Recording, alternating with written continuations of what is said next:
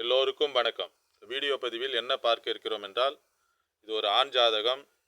இவருடைய ஜாதகத்தில் அதாவது தகப்பனார் சம்பாதித்த சொத்து, பூர்வீக சொத்துன்னு சொல்லக்கூடிய அந்த சொத்துக்கள் முழுவதையும் இழக்கக்கூடிய கிரக நிலை இவருடைய ஜாதக அமைப்பில் இருக்கிறது. அது எவ்வாறு இவருடைய ஜாதகத்தில் இருக்கிறது என்பதை பற்றி ஒரு விளக்கமாக பார்ப்போம். இவர் ஒரு ஆண் ஜாதகர். 2/11/1960 பிறந்துள்ளார். காலையில் 11:30 மணிக்கு பிறந்துள்ளார். ஆண் ஜாதகர், கடலூரில் பிறந்தால். இவருடைய நட்சத்திரம் அஸ்வினி நட்சத்திரம், ஒன்றாம் பாதமாகும். இவர் லக்கணம் மகர லக்கணம். லக்கணத்தில் 2ஆம் இடத்தில் கேது, 4இல் சந்திரன், 6இல் செவ்வாய், 8இல் ராகு, 10இல் புதன் சூரியன், 11இல் சுக்கிரன், 12இல் குருவும் சனி இவருடைய ஜாதகத்தினுடைய கிரக நிலையாகும். இவர் கேது திசையில் பிறந்துள்ளார். 6 வருடம் 2 மாதம் 26 நாட்கள் இவர் கேது திசையில் பிறந்துள்ளார். அதன் பிறகு 20 வருட காலம் சுக்கிரனுடைய திசையாகும். இவருக்கு சுக்கிர திசையில் திருமணம் நடந்தது. சுக்கிரன் 11ஆம் இடத்தில் அமைந்திருக்கிறார். சுக்கிர திசை காமகாரகன். சுக்கிர திசையில் இவருக்கு திருமணம் நடந்தது. அடுத்தது சூரிய திசை. மகர லக்கணத்துக்கு வரக்கூடாத சூரிய திசை.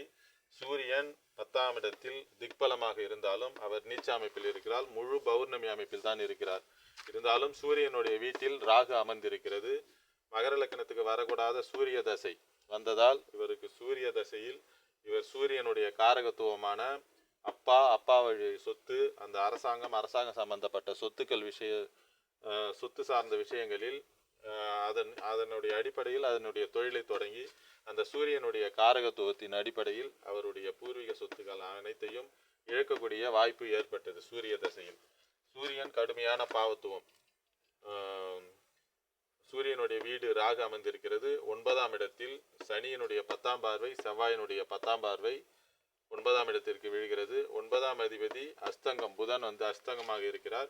பௌர்ணமி யோகத்தில் பிறந்திருந்தாலும் மகர லக்கணத்துக்கு சூரிய தசை சுபத்துவமாகவே இருந்தால் கூட இந்த சூரியன் அதனுடைய காரகத்துவம் ஆதிபத்திய ரீதியில் கடுமையான பாவத்துவ அமைப்பை ஏற்படுத்துகிறது.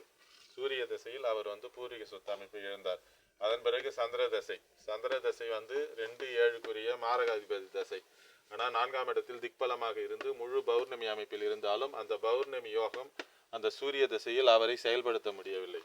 இவருக்கு லக்கணத்தின் அதிபதியான சனி 12இல் மறைந்து குருவோடு சேர்ந்து சுபத்துவமாக தான் உள்ளார். ஆனால் இந்த செவ்வாயினுடைய பார்வை கிடைத்ததால் இந்த 12ஆம் அதிபதி அதிக பாவத்துவ அமைப்பில் இருப்பதால் இவருக்கு பொருள் நஷ்டம், அந்த தொழிலில் நஷ்டத்தை ஏற்படுத்தி இவருக்கு கடுமையான பாதிப்பை உருவாக்கி அந்த பூர்வீக சொத்து அமைப்பு இழக்கப்பட்டது.